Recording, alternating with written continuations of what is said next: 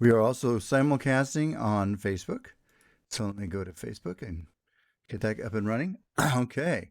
We are now simulcasting on Facebook. It's setting up right now. And this is the Gateway Show on every Sunday evening from 6 to 7 p.m. live. And I'm excited tonight to have Jimmy Owens here with us. And we'll be talking. He has a very interesting and exciting dream and vision of life. Let's see, what am I doing here? Gonna do a couple little things here. Um, and I just want you to know that I'm really looking forward to hearing his story, which includes all sorts of things, including he's had a heart transplant, and wasn't that fairly recently, like in the last 6 months or so? It just happened October 10th, and it took 2 months to get out of the hospital after the transplant. um, I'm just thinking to myself, yeah, that's what I'm looking forward to hearing about, because that's just an amazing story, really, and something I think we're all fascinated with, because it's just life. It's what are we, how do we each one of us go through the process of life and make the most of it, and that's what I want to talk about tonight. This show's on live every Sunday evening from 6 to 7 p.m. on the number one talk station in Las Vegas. It's simulcast on Facebook. Oh, great. My friend Debbie just said she's listening on the car radio. Good. You can hear us. That's good. We're doing a lot of technology here, because we've got radio, we've got Facebook, and also, by the way, I don't think you knew this, Jimmy, it'll also be on YouTube too as a podcast. So that when this is finished, the recording will be put over there too. So you'll be able to hear Yeah. it. You'll be able to get the whole thing. So before we do anything more, though, I'm going to do a little short relaxation exercise to kind of get us in the right state of mind. So I'm going to put on a little bit of music. Here we go. Just put it on right here. And Ashley, if it's too loud or not loud enough, just let me know. But wherever you are, my friends, can you hear a little bit of music, Jimmy? I do not. Okay, I'll turn it up just a little bit then. Okay, where'd it go? Here it is. Just a moment here. There, it's turned up a little bit. Is that good? Okay. So just join with me, Jimmy, and just anybody else that's listening right now on the radio, wherever they might be. And let's take a deep breath together right now. Kind of breathe in right now. Breathe in the power of life and all that is good. Let it nourish our blood, every atom and molecule in our body and our mind and our spirit. Just let that be within us. And now just let it go again, back out again. And if there's anything troubling any of us, you, Jimmy, me, anybody, let's let it go right now. Whatever it might be. Whatever it might be. So easy to accumulate fears and worries. We human beings are quite good at that. So right now, if you're holding on to any worry at all, just let it go. So let's take a deep breath in again. And then just let that breath back out again. And every stress that you've been carrying about your health, your career, your life, your love, your relationships, everything, just let it go, my friends. We're here to join in love and in grace and in peace. And let that love lift us up into a new dimension of life right now.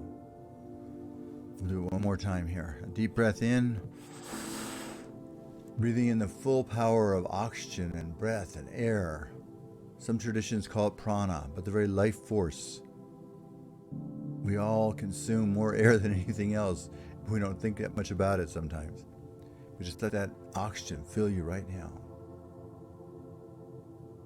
And again, whatever you might be, any issue that might be carrying or bothering you, stressing you, just join with me now, just releasing it to God's infinite intelligence. Back out. Anything at all. Just let it go right now. We're divinely and perfectly made, God's perfect image, and every moment there's a new beginning and a new possibility. Oh, there's a friend, Leroy, posting saying, "Thanks, Robert. I needed this today." Thanks, Leroy. And thanks, Debbie, for posting as well. And okay, I'm going to do one more breath. And then, because it's good for me as much as anybody else. Maybe even more. Take another deep breath in. Wherever you are, if you happen to be driving, that's fine. Keep your eyes open. just breathe it in, let that oxygen pour into your whole system. Your whole system.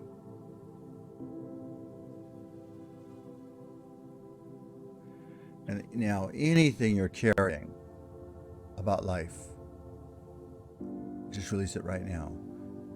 Any stress, any worry, any anxiety, any doubt about life, about God, about anything in between, your health, anything, your economics, politics, anything that could be burdening your mind.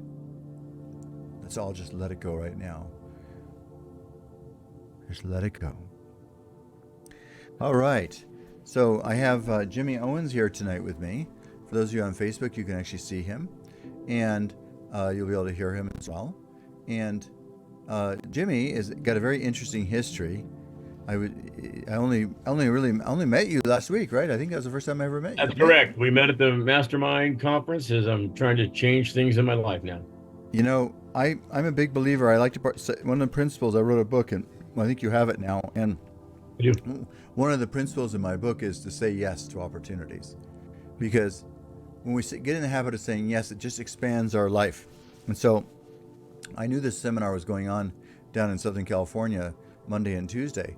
I woke up at 6 a.m. in the morning. I thought, you know what? I want to go.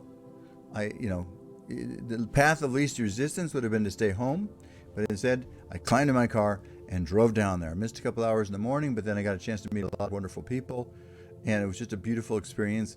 And Jimmy was one of those people, and he had a very interesting story, and I thought my listeners would enjoy it, and you could learn from it just as I can learn. So I'm going to learn. I know a fair amount about him already, but I'm going to learn more tonight, right now, in this interview. And so Jimmy, let me start and think where to start here. So you started working in the swimming field when you were young, right? You tell us a little bit about that. When I was 17 years old, I started working as a lifeguard and swim instructor. And then you somehow started working with some very top level swimmers, didn't you? What happened was, after a couple of years, they hired me on as an assistant swim coach to a swim team. And the head coach of the swim team happened to be a former Olympian, Ingrid Dayland, who swam for West Germany. And she met Peter Dayland, who was our Olympic coach and USC's head coach for 38 years. And they ended up hooking me up together in the summertime. And I worked with a whole bunch of our Olympians right after the Olympics in '76. So as they got ready to swim the next Olympics in 1980, which we did not go. Thank you, Jimmy Carter. But we did not get to go to those Olympics. And all the people that were in shape for that stayed home that year. By the way, there's somebody who's posted, I think you might know her, Luann de Bies Owens. Probably my beautiful wife. That's yes. Correct. Somehow I thought she was connected to you. In fact, I think she was sitting next to you at the conference, as a matter of fact. That's correct. Oh, this guy Leroy who's listening says he did too. He taught swimming as a young man. That's kind of fun. Awesome, right. The right people show up at the right time. That's interesting. So you started doing that, and you worked with a lot of top swimmers, and you actually ran a swimming school for quite a while, right?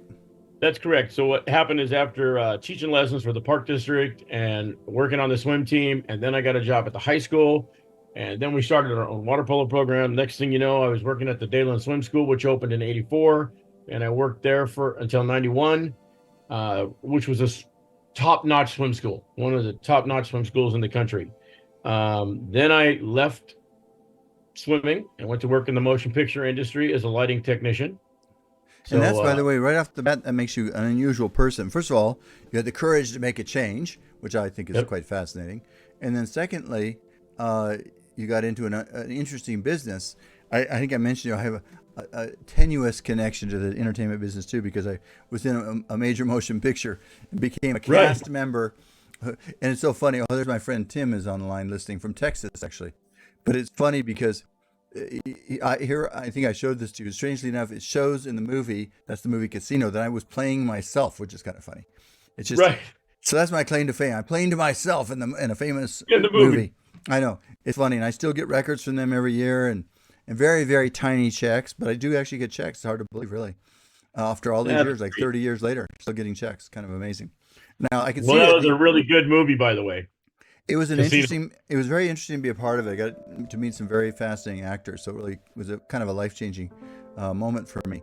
Um, but that this isn't about me; it's about you. So you got into the motion picture industry. Actually, I think I'll turn the music off right now since we're okay. I'm gonna turn that music off.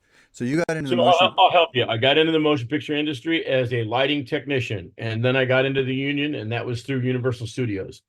I worked on major motion pictures, things like Godzilla and Independence Day, and oh gosh, the one where Bruce Willis was in, where they landed on the comet, Armageddon, and then everything started going to Canada. So I realized it was time to get on television, which instead of a 3 or 4 month job, you'd have a 10-month job. So I took television shows, dramatic shows, which were about an hour long, and it took about a week to film an episode, and that lasted 10 months. So I had a job for 10 months, and then 2 months I stayed at home, and I did that for 15 years almost. By the way, I got to tell you this. Tim Gillette, who says, by the way, he's online listening. He says he happens to be working on your website as we speak. That's correct. Tim's a great guy, man. He's trying to fix everything up as quick as we texted him from the conference, and he started working on the website immediately. By the So, way, yeah, it's yeah. simple, So easy websites. You got to check him out, guys. Simple, easy websites. that's what it's called. Simple, easy websites. That's his Simple, website. easy websites. Hey, well, you might get some business out of this, Tim. I've known Tim for a long time too. Um, as a little side note, oops, I just realized we have to go to a break. But stay with me because we'll keep talking for those on Facebook. My friends who are listening on the radio, this is Robert Sidell. This is the Gateway Show on every week, Sunday nights, 6 to 7 p.m. I'll be back in just a very few short minutes. And we're interviewing Jimmy Owens about his journey through various different careers, leading up also to getting a heart transplant about 6 months ago. And so we're going to hear all about that and see how it changed his life. This is Robert Sidell. I'll be back in just a moment. Stay tuned. And those of you on Facebook, just stay with me.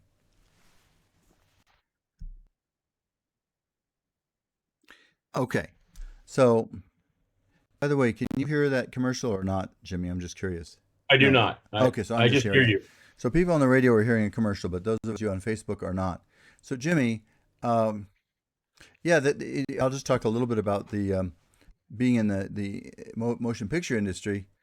Doing a lighting business like that, a career like that, is actually a very good job, isn't it? Because you probably have more job security in many ways than some of the actors that get in the business.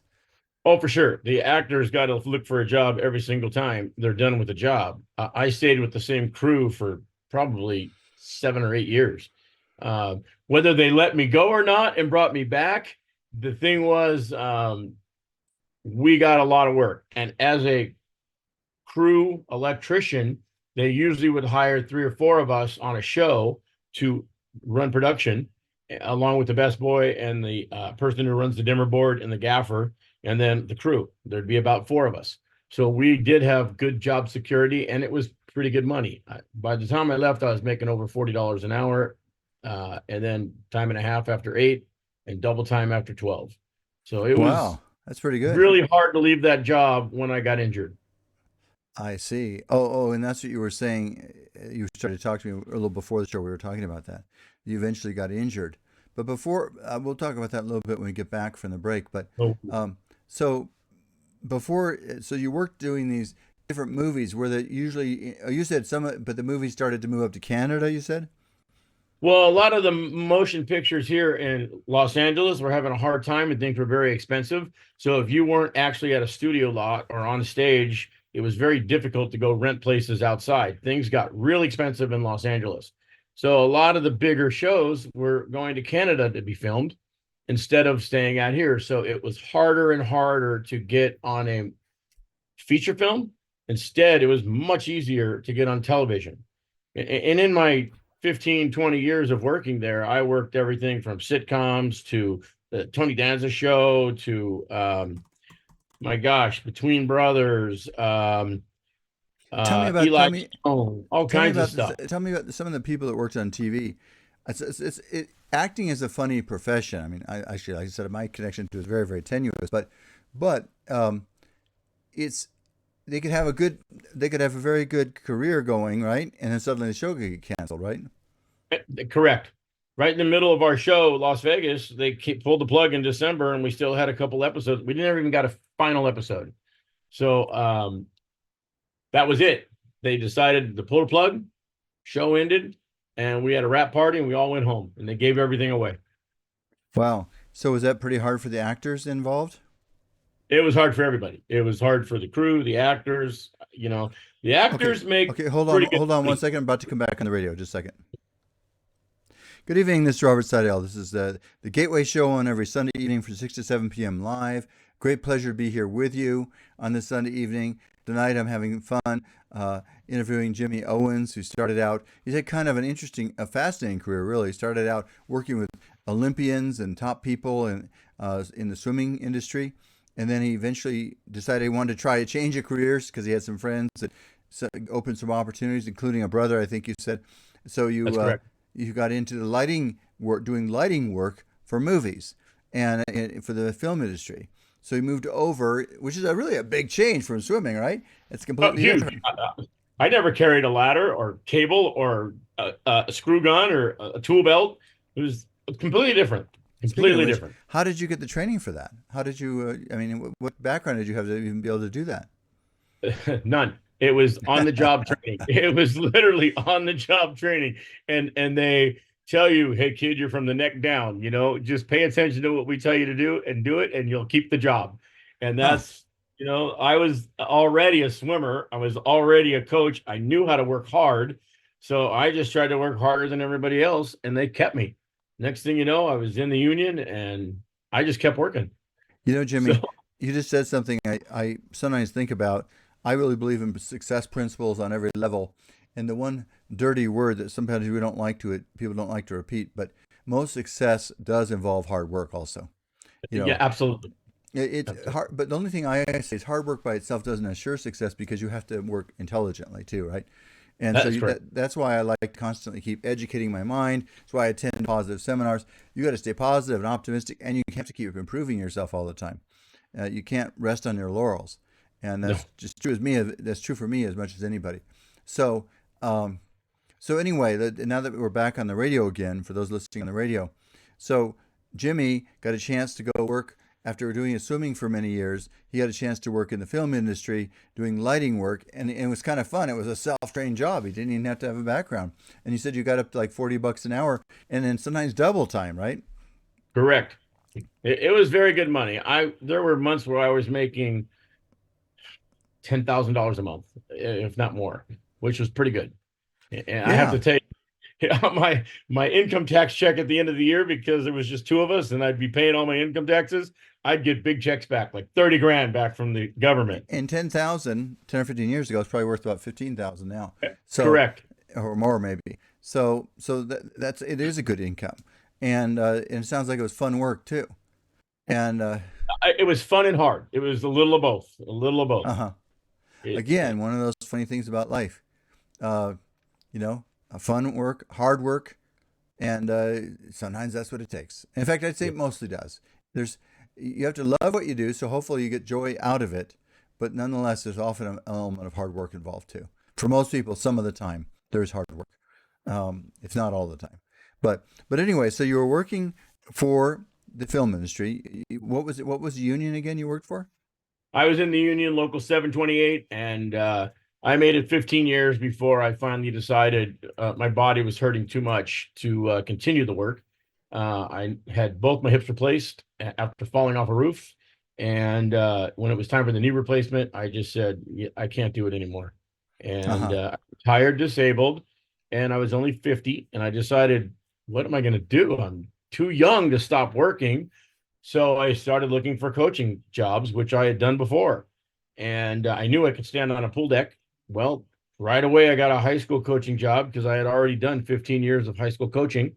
So I went back to swimming, coached at the high school that I used to go to and coach at, and did water polo and swimming there. And then a year later, they hired me at one of their crosstown rivals, and so I ended up coaching at Moore Park High School, and we beat my own school.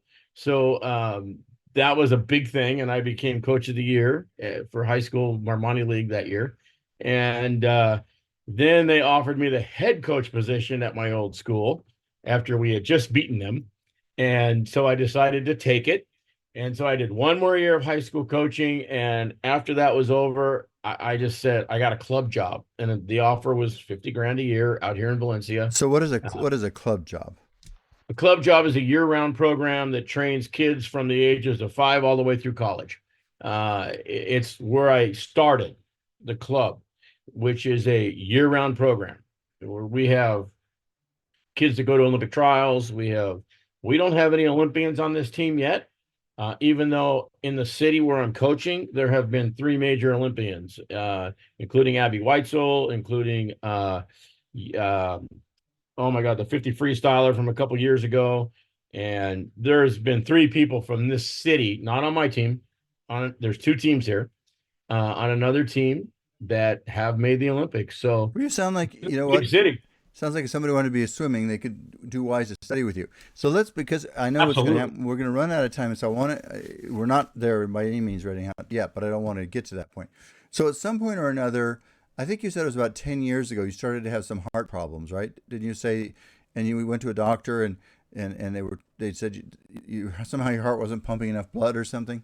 Correct. So what happened was, I got injured in the movie industry. I fell off the back of a truck, went to the hospital, and when they did the X-rays, they said, "Well, you broke 3 ribs." I couldn't breathe. And my wife took me to the hospital, thank God, and they did an echocardiogram on the heart and said, "Did you have a heart attack?" And I said, "What are you talking about? I get in the water and swim all the time. Heart attack? Well, you're only pumping at 20% volume and your heart rate's."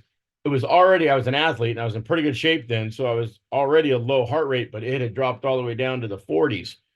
And they gave me medication and I lived in denial for the next 9 years, Uh-huh. saying, "I'm fine. I'm going to work. I got that job in Valencia. I'm going to do it.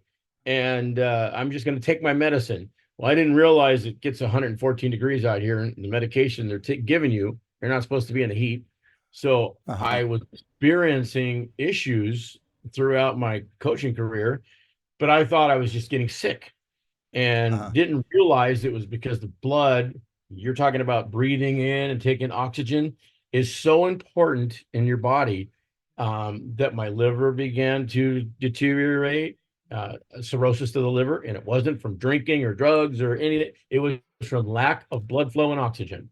By the way, And your wife just posted on there, Jimmy is an amazing human being. I like that. That's a good relationship. By the way, how long have you been married? we're going to be married 23 years, June. Gosh, I don't want to get this wrong. I think it's the 21st. This is my anniversary.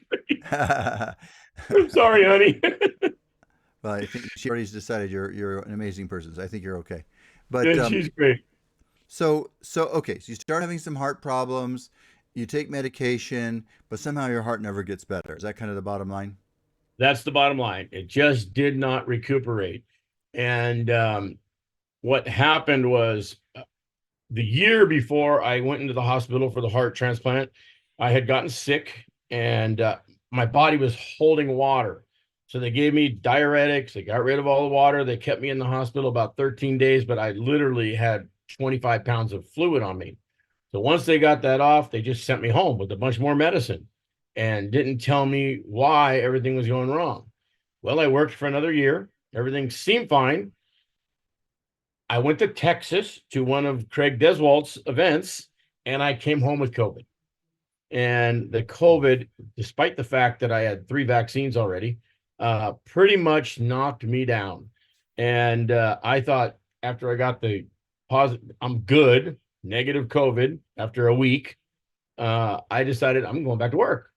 And I went to work and I thought, oh God, I don't feel good. So I came home, went to bed, and the next day football was on. So I watched football for a couple of games and I got up to use the restroom. And next thing you know, bam, I pass out, crack my head open. My poor wife's trying to open the door and I'm in the small bathroom laying on the ground, passed out. Well, I finally woke up before she called 911, thank goodness. And I did not even think about my heart. I thought it because my knee hurt because I fell backwards, that I wanted to go see an orthopedic to make sure I didn't mess up my knee replacement. So I get to the orthopedic doctor and they say, "Hey, your blood pressure is 60 over 40. your pulse is 42.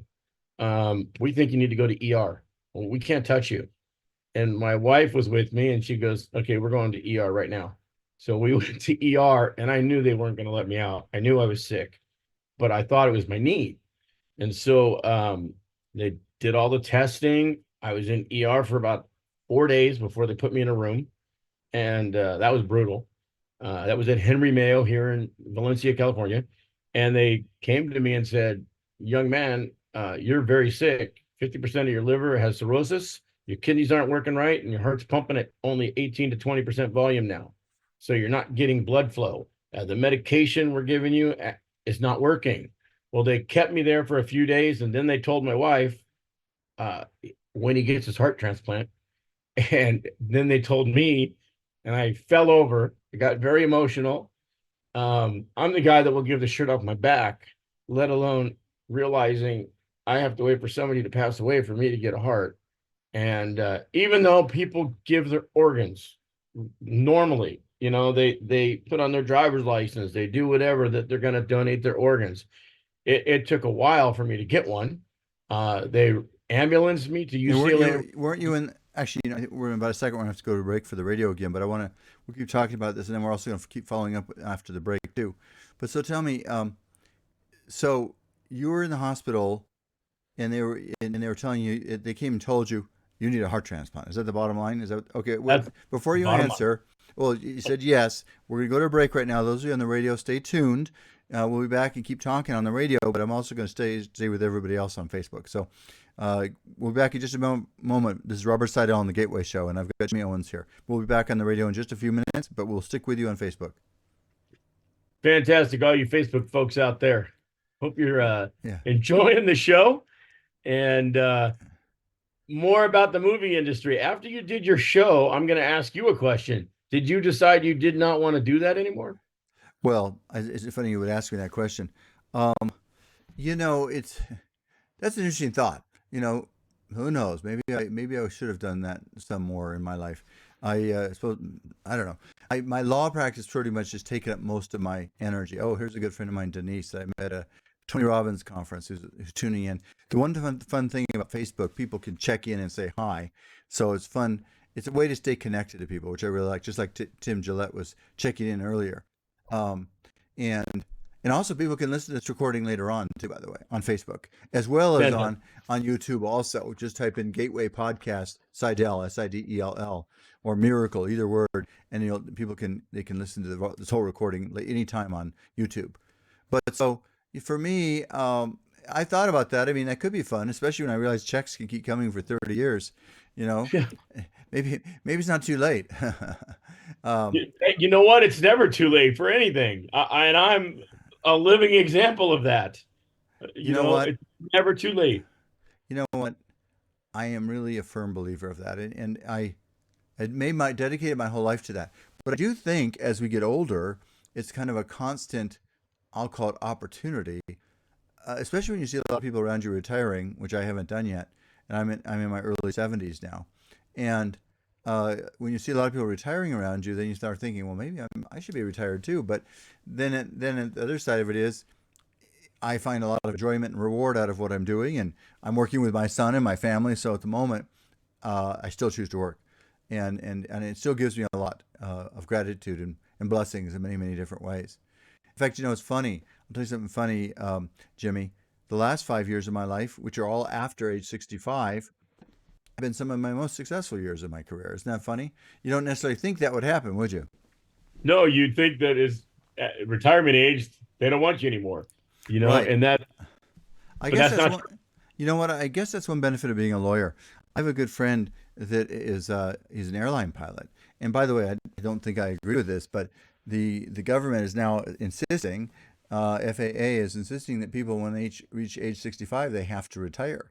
And I had a long conversation with him just a couple of months ago, and he was hoping maybe they would change that rule. They're talking about they have a shortage of pilots, but they're forcing people to retire at 65, which doesn't really make sense to me. That seems a little too young to me. So, but they're not asking me. But it's so I guess I have to say the good thing about being a lawyer is I'm not forced to retire, and now my son works with me, and obviously there's maybe a point I choose to, but at the moment I'm still enjoying. Oops, I'm about to go back on the radio in just a few seconds. Okay. Hold on, we're about to go back on right now. Here we go.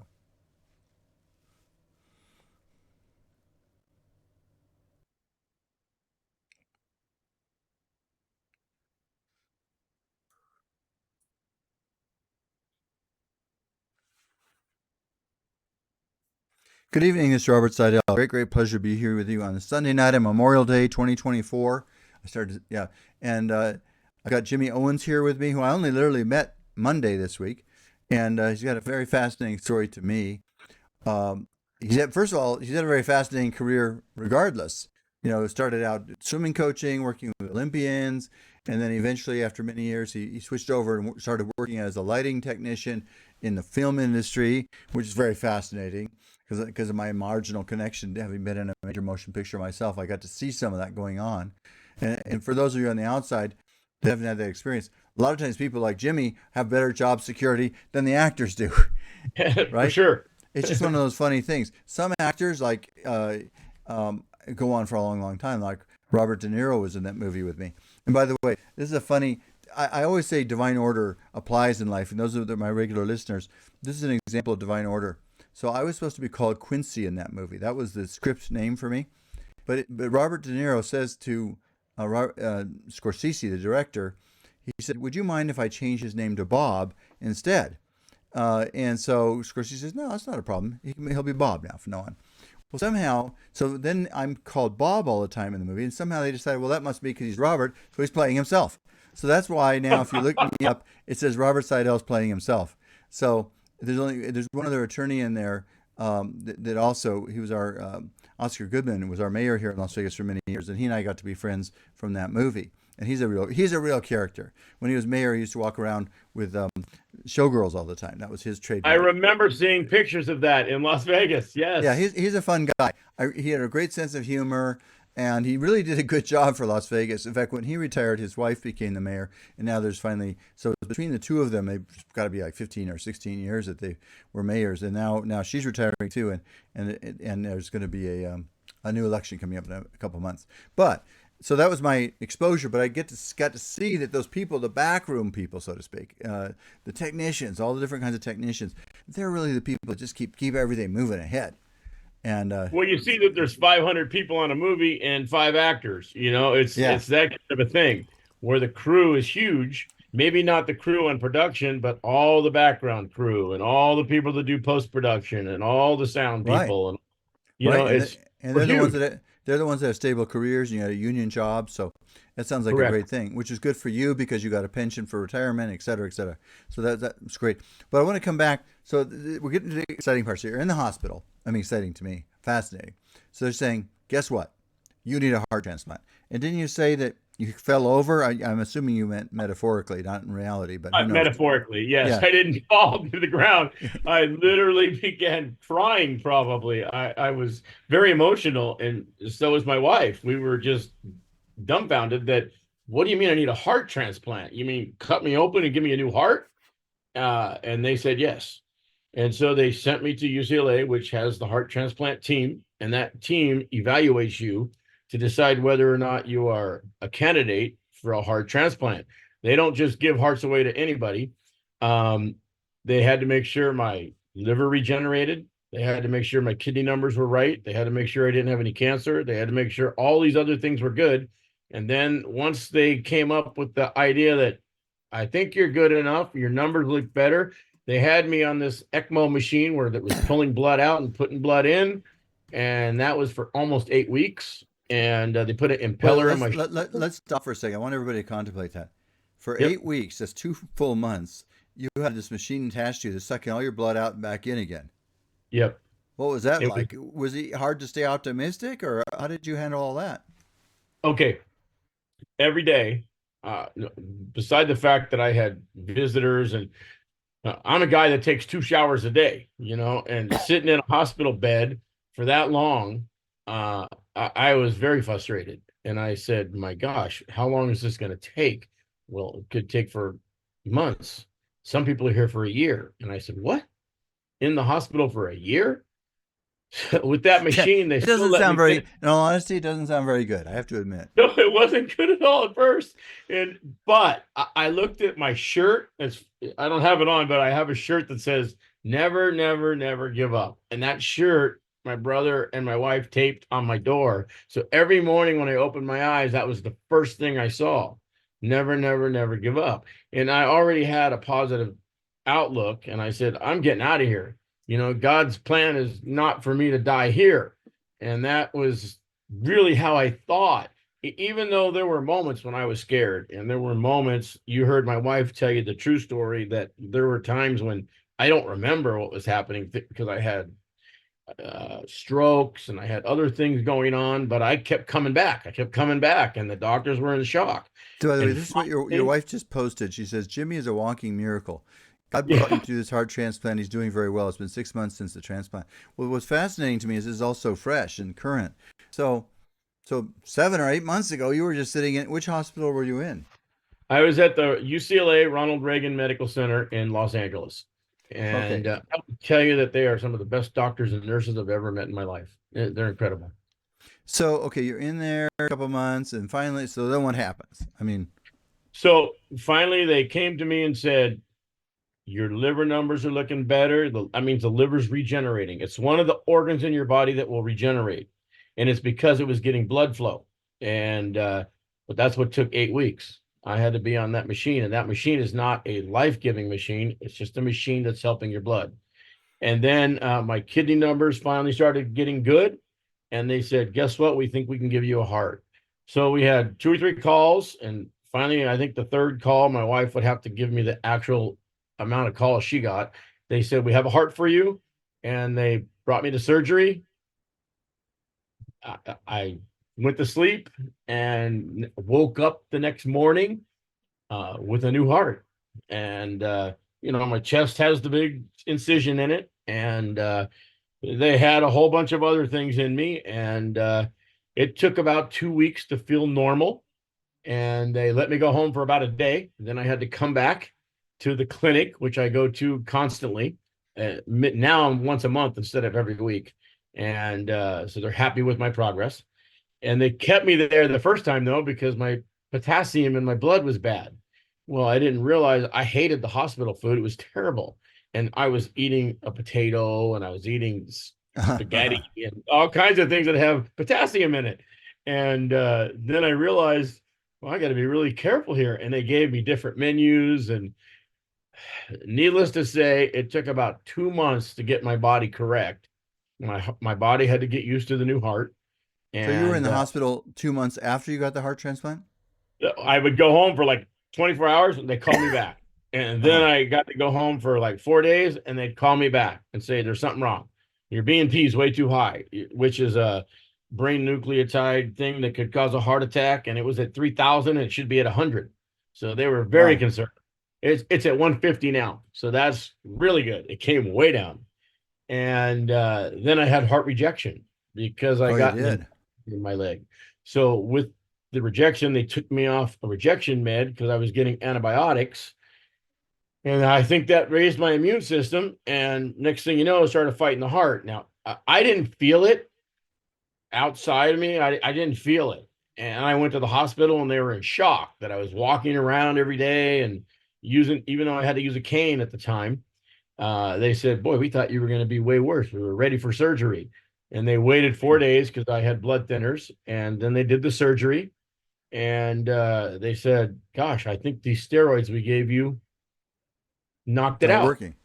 Yeah. And so I went home and I don't think we had to come back after the rejection. I came back for clinics only, blood tests only, So and tell me this. Okay, so biopsy. uh-huh. So after you've got this new heart in your body, what Yes. is it like for you? I find this. I know I asked you this. I'm just going to say it. You don't have to answer right this second. But well, you haven't mentioned it yet. But just tell them the age of the donor and everything. I'll let you tell them. So the donor was in the mid 20s. That's what we know. That's all we didn't know his actual age. My wife said 27, but they only told us mid 20s. Uh huh. So, Okay. and I'm 63. So I feel much more energy than I ever had felt in a long time. And I think you mentioned it earlier about human nature, that, that we start to think that, oh, I'm too tired. Oh, I can't do this anymore. And we start to give up a little bit, and we think that that's normal. Well, it's not normal. Here I am now with this new heart. If I would have had blood pumping through my body with the oxygen constantly, I probably would have never felt like this, So and let's think. So you actually just feel much better now. oh, much better. Other than the fact that I have to take medication constantly, I feel awake. I'm alive. I don't feel so Huh. tired and so worn down, and Wow. I need a nap. That kind of stuff. And I was only 63, and I'll be honest with you, Robert. I thought, I'm happy with my life. I've done a lot of great things, and I've really helped a lot of kids. And if this is it, this is it. But when I went into that hospital, I said, you know what? I don't think it's it. I'm not leaving. So Yeah. gonna get I get. emotional. Yeah. Sorry. No, no, no. This was. It's an amazing. Honestly, it's an amazing story. I mean, and so now you're living a very normal life, except you have to take medicine every day because of rejection issues. Correct. Does that medicine have much side effects? It has a little bit of a side effect where it gives my body the shakes slightly. I can't keep my hands completely straight. Uh huh. Where I never had that before, and that's the rejection medication. They Now, does said that that make that was you more normal. vulnerable to getting sick? Also, is it like? It does, because it lowers my immune system. Uh So huh. I have to. That's why I sat in the front row of the conference, so nobody else was around me breathing on me. Uh huh. And every time I do an event, I try to get away from all the people. So Um, So tell me this. Let me ask you a question. Oh, we got to go to a break. I'm going to keep talking about this on Facebook, and we'll talk a little more about when we come back. A dear friend of mine, Janet, a minister, is going to join too, but so she'll be there with us when we come back. But we're going to go to a break. For those of you listening on the radio, this is Robert Sidell, the Gateway Show. Got Jimmy Owens here tonight and telling a story of his life journey, including getting a heart transplant less than 6 months ago. So stay tuned. We'll be back in just a moment, folks. so Robert, I'm going to tell you while you're on Facebook. Um, I really believe, and I think you wrote something in your book, that you start to feel that there's still something for you, and you have to like go for that, Uh huh. that feeling, and you can't just let it pass by. And I felt like God gave me another chance to be here. He didn't want me to go home yet, and because of that, I want to share with all the listeners on your Facebook. The heart transplant team has contacted me 5 times, and I've spoken to 5 different patients waiting for a heart transplant. One who was just ready to pull everything out and die. She didn't care anymore. She had already died once on the operating table, and they brought her back, and she's now doing great. And I brought her a shirt and Valentine's gifts, and tried to keep her going. So you're And becoming those things like coaching is part of your life. So you're now coaching heart transplant people. that's correct. And I just got a call 2 days ago from another gentleman named Anthony, who's in his 30s, got a new heart, and he said to me, "I want to thank you because I told him every day you have to say to yourself, and so your mind believes it, that you're getting out of here. That this is Wow. not me." And Belief. That's what you're saying is you got to keep believing, don't you? that's correct. If you don't believe and give up, that's when it's over. Well, that's And what I there were noticed next to me that about didn't make it. right. So that's what I noticed meeting you is that you seem to be quite optimistic and cheerful, considering you've been through a major life change. I mean, I mentioned this to you. I said it'll be interesting at some point if you do get together if it ever comes together with the donor's family, because they might think you're a little bit of him now. That what's funny is of all the things people ask me that question, do you ever feel like you want to eat something different or have something different or feel anything different? And I don't. My brain is still the same brain. It's the one thing I do differently is I like coffee, and I never drank coffee before. I'll have a hot chocolate. I'll have something different. But now I like coffee, and I want coffee every day. It's gonna be So fun. You know what? When you do get a chance to meet their family, it'd be interesting to ask if he was a coffee drinker. Certainly. That's the first question I want to ask when I see him. I'm gonna hopefully invite them out here to California and put them up in a hotel and introduce them to all the kids. I coached 80 kids out here, so and they're all still. Today I was at a swim meet today. It's it. I wish I could share pictures, but I was with Simone Manuel, the Olympic 50 freestyle champion, and I had all my kids there. And there was probably 5 other Olympians that were at this meet at the Speedo Grand Challenge at Nova Aquatics. I spoke to Bob Bowman, who that was Michael Phelps's coach, who now is going to Texas. Okay, And hold on, man. I got to go back to the radio. Hold on just Yep. 1 second. Good evening. This is Robert Sidell. This is the Gateway Show on every Sunday night, 6 to 7 p.m. On the #1 talk station in Las Vegas, and simulcasting on Facebook, and also being posted as a podcast on YouTube. Just type in Sidell, Gateway, Miracle, those 3 things, and you'll pull it up. You'll recognize it. And you can listen to this recording anytime. You can also, the recording is also posted on Facebook for those of your friends of mine on Facebook. So, so the bottom line is, this is, believe me, okay, we get Janet, my friend. Do you see Janet coming on the screen too? I do. Yeah, she always comes on every week, and she's a minister. She and I have been friends for many years. By the way, she actually helped take care of my dad the last few years of his life. So she made a big contribution to our life and to my dad's life specifically. Oops, your fingers. Oh, you just As a I know. caregiver? I'm trying to get the phone. I'm trying to get it lined up. Sorry. But I think anyway, I got it. I don't know if you got a chance to hear much of the prior conversation with Jimmy. Jimmy, I want to. We usually have one other minister, so it's kind of perfect. He's not on tonight, and that way I can give you a little more time. And I want Janet to give a message too. But here's what I want to ask you. You said something real critical. I really latched onto it myself. You said at some point you were kind of thinking it was time to go, maybe it was time to die, for lack of a better way to put it. And before this happened, before you got the heart transplant, I mean. Yes. And but then something in you said, no, it's not time to give up, right? So just for anybody listening, and that could apply to any part of your life, what do you suggest for people to keep on to that faith? The hardest thing was, well, number one, I believe in God, so I believe that there's a better place, and I'm going to go home. It was this trials and tribulations are here in the world, but when I went to the hospital sick, I thought, I've lived a pretty full life. I've done a lot of things, and I've touched a lot of people, and people. My wife will attest to it. The next time you see her, that people come up to me constantly and say, "Thank you, Jimmy, for being our coach," or I had a DJ company. Thanks for doing our wedding, and it was just a lot of different. That's right. There's another career you didn't talk about right now. You're also a DJ, right? Nope. I still have a DJ company. Yes. You know what, Jimmy, you're a character. You've got a bunch of different careers you've had, and well, actually, Janet's had some too. You worked as a pit boss. I don't know if it was pit boss, but a shift manager at a casino, right? Shift manager. Yeah, and so she got a chance to meet all sorts of people. But Janet's main thing at this point in her life, she does weddings here. So did you do any today, Janet? I did 4. 4 weddings today? Janet's I've got 2 at the Tropicana Gardens out there. I don't know if you're familiar. They still have that in Vegas, the Tropicana Gardens. It's a wedding area. I was there for 11 years. Oh my gosh, I did 2 weddings there. Oh, you did? I did, as the DJ. Wow. DJ. Well, they just closed the Tropicana because they're going to implode it.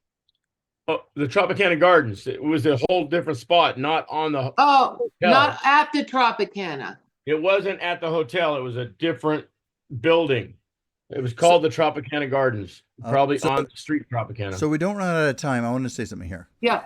I really want you to tell everybody listening, if you had to just summarize your message, whether it's to Tim, Denise, to Jonelle, my friend Jonelle, and all these different people, including your own wife even, what message would you like to, because it'll be recorded, people may listen to this years in the future, what message would you give people when they might be facing a tough situation in their life? Listen, the message is this. You cannot tell yourself that it's over. You cannot give up. You have to believe in your head that I'm moving forward. I'm going to go on. There's more to what I've done here. There's more for me to do. Look at you at 77, not wanting to retire. I'm not quite that old. 70, 72. But nonetheless, 72. I'm sorry. I don't care. No, that's all right. I hope I feel that way at 77 too. So there you go. Just, you can't decide I'm done, because if that's your decision, that's probably what's going to happen. You think I can do it, you will do it. You think you can't do it, you won't do it. That philosophy is true, no matter what you're in. So can do, will do. I'm not giving. Is that kind of the bottom line? That you can't give up. Like I said, my shirt, never, never, never give up. And my book, when we finish it, Robert, which you'll get a copy, it says my title is Never, Never, Never Give Up. And Winston Churchill was famous for saying that too. You probably know that. Yep. Never and don't go down with a ship. That's a good one too. Well, listen, I find it very, very, I needed to hear that too. I think that's the whole idea of this show, is to inspire other people and keep inspiring us. We all need to keep feeding ourselves positive stuff. Otherwise, we could get discouraged about life. So before I go on any further, maybe we'll get back to you a little bit more. But Janet, what positive thoughts do you want to share with us tonight? Okay, well, I'm just going to read something about what the show is about tonight, and what Jimmy's been talking. So I invite everyone to explore the spiritual essence of new beginnings and the power of faith and perseverance. Every new day is a divine gift, offering us the chance to start afresh. These moments of renewal are not mere coincidences, but are guided by a higher power, inviting us to embrace change and growth. New beginnings are sacred opportunities to align ourselves with our true purpose and to embark on a journey of self-discovery and spiritual enlightenment. Life often places us at crossroads where we must choose to step into the unknown. It is natural to feel apprehensive, but it is in these moments that we must trust the divine process. Believing that there is a greater plan for us can provide the courage to take the first step. Each new beginning is a chapter in our spiritual journey, filled with the potential for profound growth and transformation. Faith is the cornerstone of this journey. Faith is what gives us strength to persevere, to continue moving forward despite challenges and setbacks. It reminds us that our struggles are not in vain, but a part of our spiritual development. Perseverance is essential. It is the relentless pursuit of our dreams and goals, even when faced with obstacles. When we encounter difficulties, it is important to turn inward and reconnect with our spiritual core. We're almost out of time. Are you almost to the end of what you're doing? Yeah. So I encourage everyone to embrace each new beginning. Oh, but this is interesting what the next part is. With an open heart and a steadfast spirit, trust in the divine guidance that is always present, and let faith be your anchor. Remember, perseverance fueled by faith can move mountains and lead you to a future filled with light and fulfillment. The end. All right. Fantastic. Amen. Well, listen, I just want you, Jimmy, I loved having a chance to interview you. Probably we'll have to do this another time. And Janet, thanks so much for your positive thoughts. The show's going to be over in about 20 seconds, but you each made a huge difference. And Jimmy, I'm sure there's somebody who will hear this and you're going to cause their life to go up. So that's perfect. I want to honor you and Janet too. And you but you hold on to your dreams and move forward all the time. Does a great job with weddings if anybody wants a wedding done. So may God bless you both and everybody listening. Thank you, Denise. Thank you, Cynthia, and all the different people listening. All my friends, Jonelle, God bless you all. And we'll be back next Sunday. God bless you all. I'll talk to you soon, Jimmy. Take care. You, Robert. Thank you. Thank you, Janice. Bye-bye. Thank you. Okay. Thank you, Jimmy. Bye-bye. Bye.